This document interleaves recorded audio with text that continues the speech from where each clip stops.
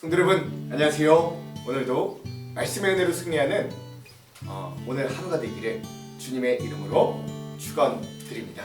우리 계속해서 사도행전 여행을 떠나고 있습니다. 우리 지난 시간 내용을 한번 기억해 볼게요. 우리 지난 시간은 21장의 마지막 후반부를 함께 나눴습니다. 이제 유대주의자들과 충돌, 예루살렘에 와서 이제 7일간 정결 의례, 결례를 행했던 바울이 있었는데 그 소식을 듣고 에베소와 소아시아 지방에 있던 유대교인들이 바울이 예루살렘에 왔다는 소식을 듣고 막 몰려와가지고 소동을 일으키고 결국 바울이 체포되는 그런 장면들을 우리가 함께 보았죠. 첫 번째 뭐냐? 그 예루살렘에서 바울을 죽이기 위해 모였던 유대교인들과 그 상황에서 로마 군대 천부장을 사용하여 바울이 결박은 되었으나 결국 살아있게, 그래서 보호받게 하시는 하나님의 은혜. 그래서 로마의 천부장을 오히려 사용하셔서 바울이 체포되게 하시고, 체포됨으로 이 흥분한 이 바울을 몰매 때려 죽이려고 했던 이 유대교인들의 손길에서 오히려 바울을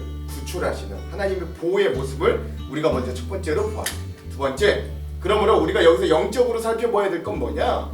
바울이 육신적으로는 사슬에 매였지만 사실 영적으로 보면 주님의 손에 매인 거거든요. 그러니까 즉 그는 지금 사슬에 매여서 이 자기가 어디로 갈지도 모르고 이 군병들에 의해서 끌려가지만 사실 그는 어디에 매인 거냐? 주님의 손에 매인 거죠. 즉 주님의 손에 매인 것이 사실은 가장 안전한 길이었다. 그렇지 않았다면, 그가 매이지 않았다면 오히려 이 흥분한 유대교인들에 의해서 이 매를 맞아 죽을 위기였거든요.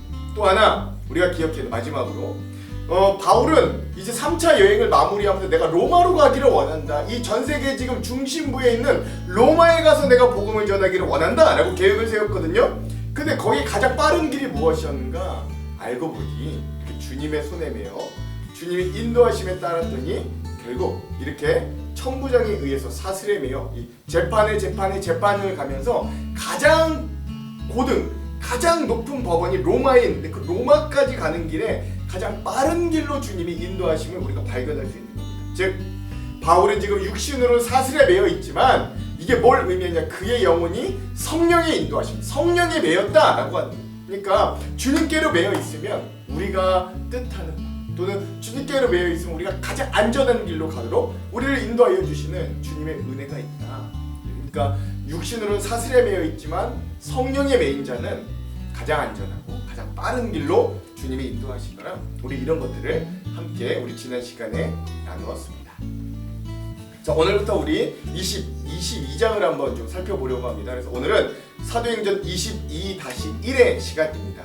땅끝까지 전해지는 복음 24번째 시간이고요. 분량은 22장의 상반부인 1절에서 21절까지 우리가 함께 보겠습니다. 거의 22장의 대부분을 보게 하는 건데요. 제목을 짓자면 신앙인의 준비된 말 간증이라고 하는 제목을 지어보았습니다. 자, 오늘 우리 내용과 주안점을 들어가기 전에 두 가지 맥을 한번 짚어볼게요. 먼저 첫 번째, 오늘 말씀에 보면 바울이 재판을 받으면서도 어떻게 자신의 실력을 복음 전파에 사용하는가, 이것들을 한번 좀 잘 살펴봅시다. 하나님이 그가 여태까지 살아왔던 그 사실 본인 자신은 배설물이라고 여겨왔던 것들까지도 하나님은 그걸 어떻게 사용하시나를 잘 살펴보자는 거예요. 두 번째, 오늘 말씀은 사도행전에 나오는 바울이 예수님을 만난 두 번째 간증이 나옵니다. 첫 번째는 우리 앞전에 정말로 바울이 다메섹에서 주님을 만났던 장면을 묘사하는 부분이라면, 오늘은 두 번째 바울 자신의 입에서 내가 어떻게 예수님을 만났는가를 간증해요. 바울이 자신의 간증을 할 수밖에 없었던 이유들이 있거든요. 이것도 한번 잘 살펴보고 오늘 우리들에게도 간증은 어떤 의미인가도 더 한번 깊이 살펴보았으면 좋겠습니다. 자, 이런 두 가지 맥을 짚으면서 오늘 내용과 주안점을 한번 들어가 볼게요. 먼저 내용을 봅시다. 오늘 22장의 전반부는 이런 이제 자기를 죽이려고 했던 유대인들 앞에 서서 바울의 변론, 즉 간증이 시작되는 겁니다. 바울이 먼저 자기의 변론을 합니다. 동포 여러분, 내가 이제 여러분에게 드리는 해명을 잘 들어주시기 바랍니다. 군중들은 바울이 히브리 말로, 즉 자기들의 말로 연설하는 걸 듣고 더욱더 조용해졌다. 바울은 말을 이었다. 나는 유대 사람입니다. 나는 길리기아의 다소에서 태어나서 이 도시 예루살렘에서 자랐고 가말리엘 선생의 문화에서 우리 조상의 율법의 엄격한 방식을 따라 교육을 받았습니다. 그래서 나는 오늘날 여러분 모두가 그러하신 것과 같이 하나님께 열성적인 사람이었습니다 라고 하는 것입니다. 바울이요 이제 자기의 before, 예수를 만나기 전 before, 내가 전엔 어떤 사람이다 라고 이야기하는 거죠. 그리고 난 이후에 내가 예수를 만나 어떻게 바뀌었는가를 또 이야기합니다. 예수의 도와 이방인의 선교 사역에 대한 바울의 변증이죠. 나는 이 도를 따르는 사람, 즉 예수를 따르는 사람들을 박해하고 죽이기까지 하였고 남자든 여자든 가리지 않고 묶어서 감옥에 넣었습니다. 내 말이 사실임을 대제사장과 모든 장로가 증언할 겁니다. 나는 그들에게 다마스쿠스에 있는 동포들에게 보내는 공문을 받아서 다마스쿠스로 길을 떠났습니다. 지금의 시리아예요. 나는 거기에 있는 신도들까지 잡아서 예루살렘으로 끌어다가 처벌을 받게 하려고 했던 겁니다. 가다가 정오쯤 때에 다마스쿠스 가까이 이르렀는데 갑자기 하늘로부터 큰 빛이 나를 둘러 비추었습니다. 나는 땅바닥에 엎드려졌는데 사울아 사울아 내가 어찌하여 나를 핍박하느냐 하는 소리가 들려왔습니다. 그래서 내가 주님 누구십니까 하고 물었더니 그는 나에게 대답하시기를 나는 내가 핍박하는 나사렛 예수이다 하였습니다. 나와 함께 있는 사람들은 그 빛은 보았으나 내게 말씀하시는 분의 음성은 듣지 못하였습니다. 그때 내가 주님 어떻게 알아 하십니까? 하고 말하였더니 주님께서 내게 말씀하셨습니다. 일어나 다마스쿠스로 가거라. 거기는 내가 해야 할 모든 일을 누가 말해줄 것이다. 나는 그 빛의 광채 때문에 눈이 멀어서 함께 가던 사람들의 손에 이끌려 다마스쿠스로 갔습니다. 라고 하는 것이죠. 그래서 이렇게 바울이 먼저 다마스쿠스에서 그리스도인들을 잡고 박해하려 가던 중에 예수님을 만나게 되는 사건들을 간증합니다. 그리고 그 이후에 또 어떻게 되는가도 한번 봅시다. 거기에 아나니아라고 하는 사람이 있었습니다. 그는 율법에 따라 사는 경건한 사람으로 거기에 사는 모든 유대 사람에게 칭찬을 받은 사람이었습니다. 그가 나를 찾아와 곁에 서서 형제 사울이여 눈을 드시오 하고 나에게 말하였습니다. 그 순간 나는 시력을 회복하여 그를 쳐다보았습니다. 그때 아나니아가 내게 말하였습니다. 우리 조상의 하나님께서 당신을 택하셔서 자신의 뜻을 알게 하시고 그 의로운 분을 보게 하시고 그분의 입에서 나오는 음성을 듣게 하셨습니다. 당신은 그분을 위하여 모든 사람에게 당신이 보고 들은 것을 증언하는 증인이 될 것입니다. 이 말 때문에 우리는 바울을 사도라고 합니다. 증인, 증언, 예수를 직접 보고 들은 자, 사도라고 할 수 있어요. 그러니 이제 망설일 까닭이 어디 있습니까? 일어나 주님의 이름을 불러서 세례를 받고 당신의 죄 씻음을 받으십시오. 그 뒤에 내가 예루살렘으로 돌아와서 성전에서 기도하는 가운데 황홀경에 빠져 주님이 내게 말씀하시는 걸 보았습니다. 그는 말씀하시기를 서둘러서 예루살렘을 떠나라. 예루살렘 사람들이 나에 관한 내 증언을 받아들이지 않을 것이기 때문이다 하셨습니다. 그래서 내가 말하였습니다. 주님, 내가 주님을 믿는 사람들을 가는 곳마다 회당에서 잡아 가두고 때리고 하던 사실을 사람들이 이미 잘 알고 있습니다. 그리고 주님의 증언자인 스데반이 피를 흘리고 죽임을 당할 때에 나도 곁에 서서 그 일에 찬동하면서 그를 죽이는 사람들의 옷을 지키고 있었습니다. 그때 주님께서 말씀하시기를 가라. 내가 너를 멀리 이방 사람들에게로 보내겠다 하셨습니다. 이후에는 먼저는 다메섹에서 어떻게 예수를 만나서 내가 어떻게 변화됐는지, 그리고 그 예수를 만난 이후에 나는 어떤 삶을 살게 되었는가를 간증하고 있는 이런 바울의 모습을 우리가 오늘 함께 보았고요. 자세한 의미들은 우리 주안점에서 함께 나눠보도록 하겠습니다. 그럼 이 부분 우리 사도행전 22장의 전반부 핵심 구절을 한번 살펴볼 건데요. 14절에서 15절입니다. 그가 또 이르되 우리 조상들의 하나님이 너를 택하여 너로 하여금 자신의 뜻을 알게 하시며 그 의인을 보게 하시고 그 입에서 나오는 음성을 듣게 하셨으니 내가 그를 위하여 모든 사람 앞에서 내가 보고 들은 것의 증인이 되리라. 아멘. 오늘 그 자기가 이방인 선교자로 또 주님을 보고 들은 자로서의 증인과 사도로 부름받는 이 장면을 오늘 말씀의 핵심 구절로 삼아 보았습니다. 자, 그럼 오늘 우리 주안점 세 가지를 함께 나누고 오늘 말씀을 한번 읽어볼게요. 첫 번째, 오늘 이 사도행전 22장 말씀의 앞부분을 보면 바울이 잡혀 들어가는 길에 군대가 있었던 사령부 문 앞에 층대가 좀 있었던 것 같아요. 바울이 그 층대 위에 서서 간증을 합니다. 먼저 우리 지난 시간의 말씀 중에 21장 37절의 말씀을 한번 볼게요. 바울을 데리고 영내로 들여가려 할 때에 바울이 천부장에게 이르되 내가 당신에게 말할 수 있느냐? 이르되 내가 헬라 말을 아느냐? 아멘. 그렇죠. 그러니까 여기서 이 헬라말, 이 당시 지금으로 치면 영어 같은 말이 세계 공용어, 헬라말을 네가 할 줄 아느냐? 어휴, 헬라말을 해? 라고 하는 거죠. 그리고 40절도 한번 볼게요. 천부장이 허락하거늘 바울이 층대 위에 서서 백성에게 손짓하여 매우 조용히 한 후에 히브리 말로 말하니라. 아멘. 그리고 이때부터 바울의 간증이 나오는데요. 근데 중요한 건 이 짧은 구절들을 통하여 우리는 바울이 최소한 2개 국어, 즉 히브리어와 헬라어가 가능하다는 걸 알 수 있습니다. 그는 당시에 세계 공통어였던 헬라어, 그리고 유대 지역의 언어 모국어였던 히브리어를 사용할 수 있었던 거예요. 그만큼 바울은 언어에도 능통한 실력자였다는 걸 우리는 알 수 있는 것입니다. 즉 헬라인에게는 헬라어로, 히브리어인들에게는 히브리말로 이야기할 수 있는 언어의 능통자, 즉 실력자였다는 거죠. 여러분 지금도 2개 국어만 해도 굶어 죽지는 않잖아요. 그런데 이 당시 2개 국어라고 한다면, 이 옛날 당시 2개 국어라고 한다면 정말 학문적으로, 언어적으로 소양이 뛰어난 사람이 바울이었다는 걸 우리가 좀 알 필요가 있는 거죠.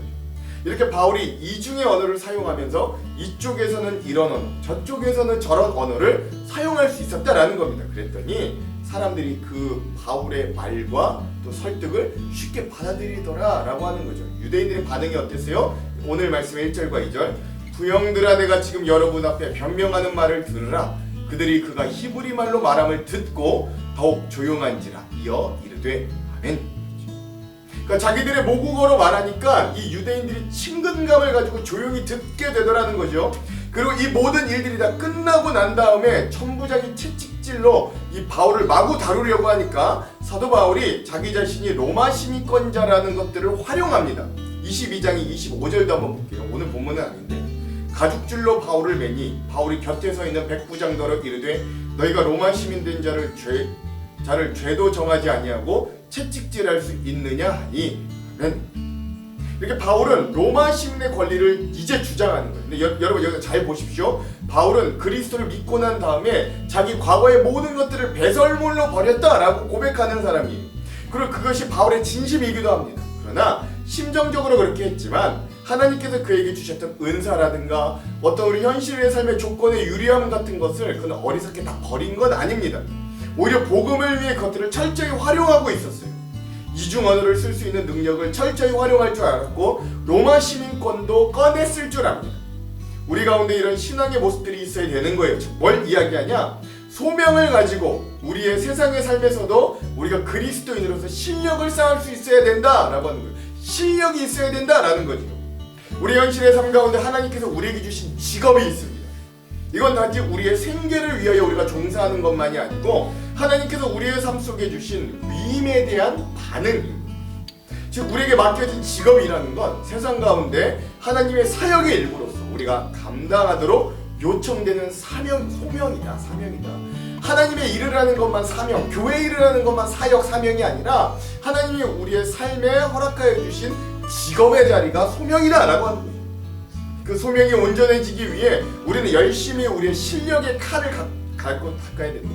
그래서 그 칼이 필요할 때 무뎌서 사용하지 못하는 일이 없도록 전문성과 실력을 쌓아야 한다는 거죠. 특히 우리 현대 크리스천들이 세상 사람들에게 좋은 영향력을 끼치는 가장 좋은 방법은 다름 아닌 내 영역, 내 직업에서 좋은 실력을 가지고 있는 거다라고 할 수 있습니다. 소명과 사명을 가지고 우리의 일에 최선을 다할 때, 그리고 좋은 실력을 가지고 나아갈 때 우리는 세상 사람들에게 크리스천의 진정한 구별됨을 보여줄 수 있는 거예요. 또한 그 실력을 적시적소에 잘 사용할 수도 있어야 됩니다. 특별히 하나님께서 믿는 우리들에게도 특별한 환경과 전문성, 즉 은사를 주신 부분들이 있어요. 우리나라 사람들은 유교의 영향을 많이 받아서 그런지는 모르겠는데 드러내지 않는 걸 겸손, 무조건 좋은 거라고 생각합니다. 그러나 드러내지 않는 것과 아예 사용하지 않는 건 전혀 다른 이야기죠. 하나님께서 우리에게 주신 것을 우리는 다 사용해야 합니다. 우리가 어떤 일을 할 때 보면 역시 전문가가 무섭다는 걸 알 수 있잖아요. 어떤 일을 하든지 전문가가 그 일에 대해 훨씬 잘합니다. 하나님께서 우리에게 한 가지 이상의 은사를 주셨어요. 세상은 그것을 전문성이다. 교회는 은사라고 하지만 세상은 그걸 전문성이라고 합니다. 무슨 전문성을 주셨든지 거기에서부터 문제를 풀어나갈 줄 알아야 됩니다. 오늘 말씀의 바울을 보십시오. 이 험악한 세상 가운데서도 로마 시민권자라는 자기의 특권, 그리고 또 본인의 잠재력, 능력, 이중 언어를 사용할 수 있는 능력을 철저히 사용하여 복음을 증거하지 않습니까? 여기 계신 우리 성도 여러분들도 하나님께서 주신 은사들을 잘 활용하는 전문성과 실력을 겸비한 믿음의 종들이 다 되기를 먼저 간절히 소망합니다. 마지막 두 번째. 자, 이제 그 앞전에 성령님의 예언대로 바울은 성령에 매여 예루살렘에 도착하고 7일이 지나자마자 유대인들에 의해 체포되고 처음으로 작은 군법정 앞에 서게 되는 거예요. 오늘 말씀의 배경이 사실 군대법정이라고 하기도 좀 그런데요. 아무튼 조선시대로 따지자면 사또 앞에 선 거다라고 보면 됩니다. 그러나 바울은 자신의 부영이자 같은 동족인 유대인들 앞에서 자신이 왜 그리스도를 믿는 그리스도인이 되었는지, 그리고 그 예수를 어떻게 만났고 그 과정이 어땠는지를, 다메섹에서 어떻게 예수님을 만났고 아나니아 선지자를 통해 인도되었고 그 후에 예수 그리스도를 통해 받은 이방인 선교자로서의 사명을 어떻게 이어갔는가를 이제 변호하는 거예요. 오늘 말씀의 6절에서 8절. 가는 중에 다메섹에 가까이 갔을 때에 오정쯤 되어 호련히 하늘로부터 큰 빛이 나를 둘러 비치매 내가 땅에 엎드려져 들으니 소리 있어 이르되 사울아 사울아 내가 왜 나를 박해하느냐 하시거늘 내가 대답하되 주님 누구시니까 하니 이르시되 나는 내가 박해하는 나사렛 예수라 하시더라. 아멘. 자, 다메섹에서 바울이 예수님을 만난 사건에 대해 우리는 이미 잘 알고 있기 때문에 좀 자세하게 짚어보지는 않을 거예요. 그러나 저는 오히려 이 간증하는 바울의 모습 자체에 좀 집중하고자 합니다. 사랑하는 성도 여러분, 이 바울의 간증이 그 주변 사람들에게 영향력을 전혀 끼치지 못하였고, 만약에 이 간증을 들은 사람 중에 전혀 변화가 없었다면 여러분, 이 사도행전을 썼던 누가 선생님이, 이 바울과 같이 지금 전도 여행을 했던 누가 선생님이 과연 이 바울의 간증에 대하여 이 사도행전 전체에서 3번이나 반복해 이 책에 기록했을까요? 아니죠. 반대로 이 간증에 대체적으로 많은 사람들이 영향을 받고 예수 그리스도에 관심이 없던 사람들까지 이 바울의 간증을 듣고 도대체 예수를 만나는 것이 무엇이길래 우리 유대교의 가장 앞길이 창창했던 저 유망주 사울이 바울이 되어 저렇게 돌아다니는가라고 생각되는 이런 반응들이 많았지 않았겠어요? 자신들이 십자가에 달려 죽게 만든 그 예수에 대하여 당연히 관심하고 집중할 수밖에 없었던 거죠. 우리가 죽였으나 그 죽은 예수가 다시금 나타나 유대인 중에 유대인이요 바리새인 중에 바리새인을 변화시켜 그 예수의 길을 가게 만들었다. 이건 참으로 괴기하면 유대인들 입장에서 괴기하면서도 신비하면서도 놀라운 일이라는 건 확신한 거예요. 여러분, 우리가 다른 건 몰라도 사람이 변하는 건 참으로 영향을 많이 받습니다. 왜냐면 여러분, 강산이 변해도 사람은 잘 안 변하기 때문입니다. 사람이 변하는 게 얼마나 힘들고 희귀하냐면 머리털 달린 짐승은 걷어 키우는 게 아니라고 오죽하면 말까지 하겠어요. 그만큼 사람이 안 변한다는 거죠. 즉 이 말은 짐승 같은 사람은 아무리 걷어서 키워도 짐승같이 행실한다, 즉 변하지 않는다는 말이잖아요. 그만큼 사람이 변하기 어려운 건데 그런 사람이 변했다는 거예요. 누구 때문에요? 예수 그리스도 때문에 말이지요. 그리고 자신의 목숨을 위해 변호해도 시원찮을 그 자리에 오히려 자기의 목숨을 걸고 얻은 그 자리에서 바울은 예수를 만난 이야기를 하고 있다는 겁니다. 그 간증은 너무나 파워풀했고 인상 깊었을 것이고 결국 많은 유대인들을 변화시킨 놀라운 진리가 됩니다. 오늘 우리도 마찬가지죠. 물론 우리가 바울과 같이 치열하고 높은 자리에 가서 이야기할 수는 없어도 우리가 조심성을 가지고 우리의 소중한 이들에게 내가 만난 예수 그리스도를 알리기를 위한다면 그 간증만큼 복음 증거에 도움이 되는 건 없을 거예요. 이것이 우리의 신앙의 가장 강력한 무기가 되기 때문입니다. 왜냐하면 간증은 나에게 직접 일어난 일을 이야기하는 것이고 나에게 직접 일어났던 일이기 때문에 적어도 피상적이거나 추상적인 걸로는 여겨질 수 없는 구체적이기 때문입니다. 간증에는 여러분 3가지 틀이 있다고 합니다. 사진을 보시죠. 첫 번째는 뭐냐?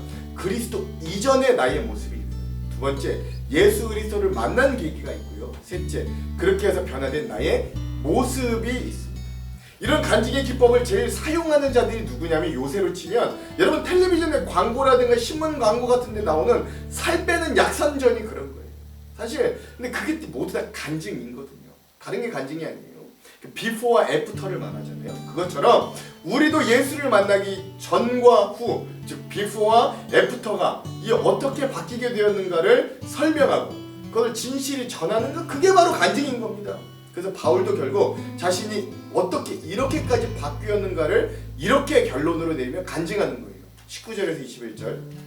내가 말하기를 주님 내가 주를 믿는 사람들을 가두고 또 각 회당에서 때리고 또 주의 증인 스데반이 피 흘릴 때에 내가 곁에 서서 찬성하고 그 죽이는 사람들의 옷을 지킨 줄 그들도 아나이다. 나더러 또 이르시되 떠나가라 내가 너를 멀리 이방인에게로 보내리라 하셨느니라. 아멘. 그랬다는 거예요. 그러니까 나도 옛날에는 그런 그리스도인들을 때리고 죽이고 받기까지 했는데도 그 주님이 나를 만나서 아니야 이제 네가 이방인이야 그런 나를 전해 라고 변화시켜줬다는 거죠. 비포와 애프터. 자, 마지막 세 번째.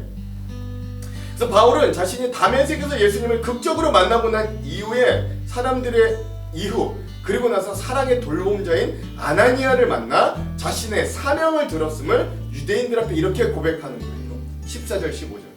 그가 또 이르되 우리 조상들의 하나님이 너를 택하여 너로 하여금 자기의 뜻을 알게 하시며 그 의인을 보게 하시고 그 입에서 나오는 음성을 듣게 하셨으니 내가 그를 위하여 모든 사람 앞에서 내가 보고 들은 것의 증인이 되리라. 아멘. 즉 바울은 자신이 예수님을 만나고 드디어 예수님을 만난 것을 증언하는 증인이 되었다. 사도가 되었다 간증합니다. 오늘 드디어 시작된 이 바울의 간증을 보면서 이 말씀을 대하는 우리도 한 사람 한 사람에게 전부 다 증인들이 되어야 하는 거예요. 예수를 만난 이후에 어떻게 변화되었는가의 증인으로 서야 합니다. 그리고 그 증인들의 가장 강력한 힘은 바로 증언, 즉 간증에 있는 거예요. 이렇게 자신의 간증으로 복음을 증거할 때 여러분 우리가 유리한 점이 있어요. 왜냐하면 사람들은 먼저 이야기를 좀 듣고 싶어 하거든요. 왜냐하면 이야기는 재미있기 때문에. 간증은요 그런 이야기 형태예요. 많은 사람들이 쉽게 받아들입니다. 또 하나 간증은 자기 자신의 주관적인 체험이기 때문에 반론의 여지가 없어요. 내가 느꼈다는데 뭐 상대방이 무슨 반론을 합니까? 내가 느꼈고 내가 봤다는데. 그래서 끝까지 들어줄 수밖에 없는 강점이. 그래서 우리가 복음을 증거할 때도 간증이라는 요소를 갖추고 하면 상당히 쉽게 효과적으로 접근할 수 있다. 그러니까 우리 자신에게도 여러분 우리가 믿음 생활을 했다면 우리에게도 간증이 있을 수밖에 없습니다. 그게 없다면 좀 이상한 거죠. 우리는 그리스도를 만난 사람들이니까요. 그리스도를 만나기 이전 우리의 모습은 소망이 없는 모습이었어요. 그러나 그 어떤 사람이라도 할지라도 예수 그리스도를 만난 이후로는 변화받지 않을 수 없습니다. 다 변화된 거예요. 진짜 예수를 만나기만 했다면. 우리가 4세기의 성인이라고 말하는 성 어거스틴을 한번 보십시오. 그는 사생아를 낳을 정도로 폐륜하였고 만이교, 이교에 빠져있던 사람이었어요. 그런데 그가 그리스도를 영접하고 난 다음에는 그냥 어거스틴이 아니라 세인트, 성이라고 하는 거룩하다라는 말을 붙여 성 어거스틴이라고 부르기까지 변화되지 않았어요. 그의 정리한 복음의 신학이 우리들에게 여전히 전달되고 있는 거예요. 또 하나 영국의 유명한 신학자이자 설교가였던 조지 휘필드는 15살 때는 술집의 바텐더였던 거예요. 근데 그렇게 변하네요. 인도 복음의 아버지라고 말하는 윌리엄 켈리는 학교를 126개나 짓고 4개의 국어로 성경을 번역했습니다만 그가 자기에 대해 고백하기를 그는 예수를 만나기 전에 본인은 평범한 구두수선공이었다. 그런데 그 예수를 영접하고 변화받고 난 다음에는 하나의 대륙을 움직이는 사람이 되었다라고 간증했다는 거예요. 5만 번의 기도를 해서 응답받았다고 하는 조지 밀러가 과거에 뭐하는 사람이었는지 아십니까? 좀도둑이었어요. 동네가 다 아는 좀도둑이었습니다. 그런데 이런 좀도둑이 기도의 사람이 되어버립니다.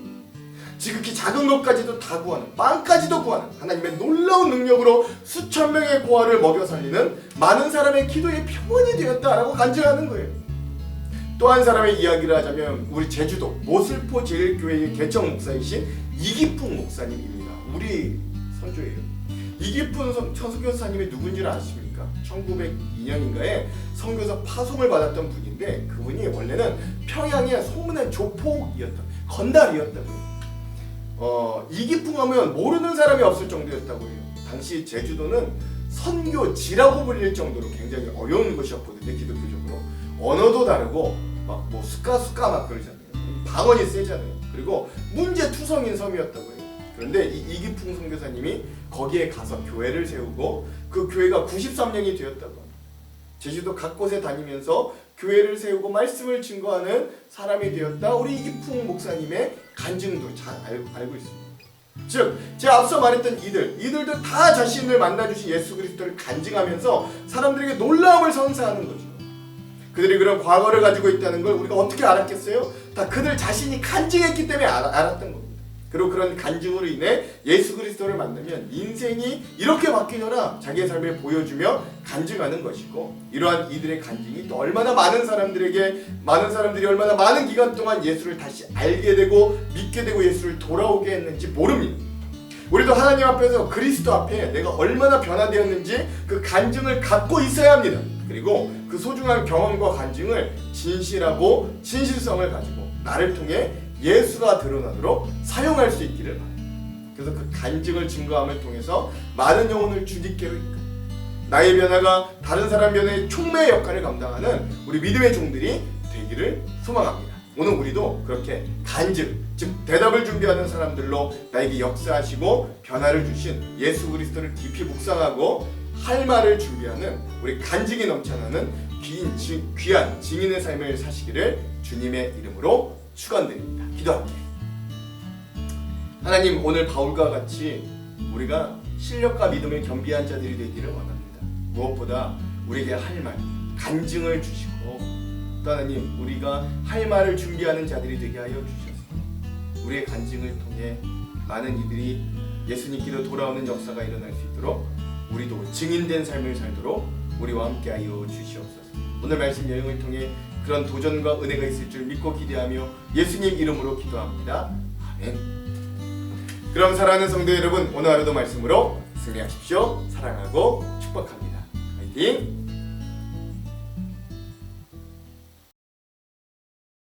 제22장.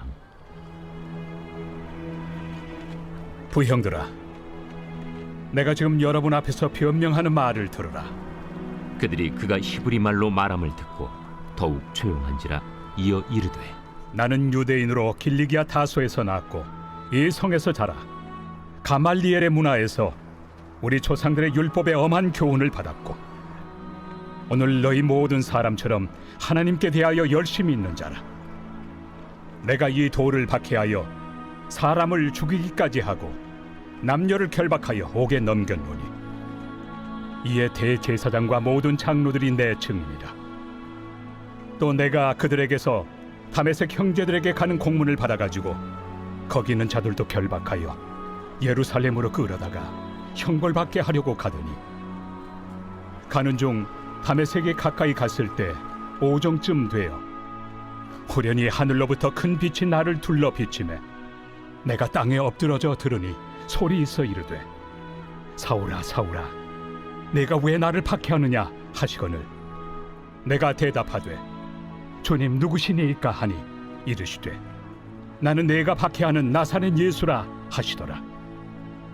나와 함께 있는 사람들이 빛은 보면서도 나에게 말씀하시는 예 소리는 듣지 못하더라. 내가 이르되, 주님 무엇을 하리이까?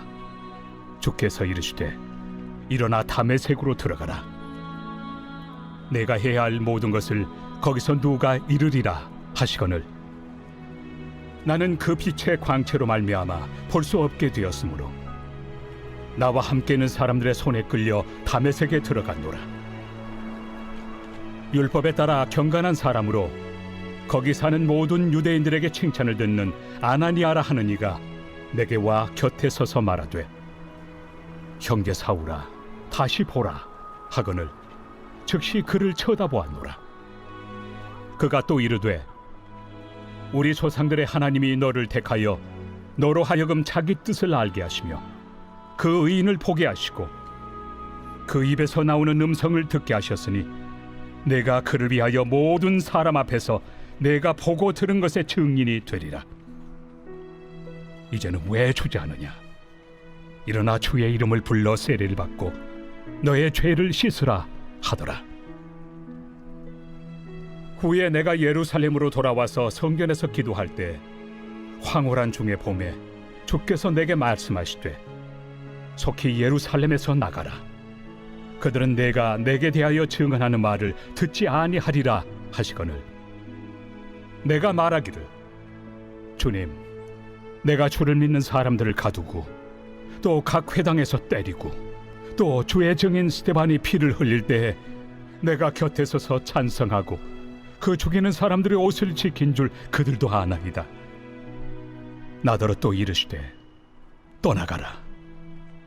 내가 너를 멀리 이방인에게로 보내리라 하셨느니라.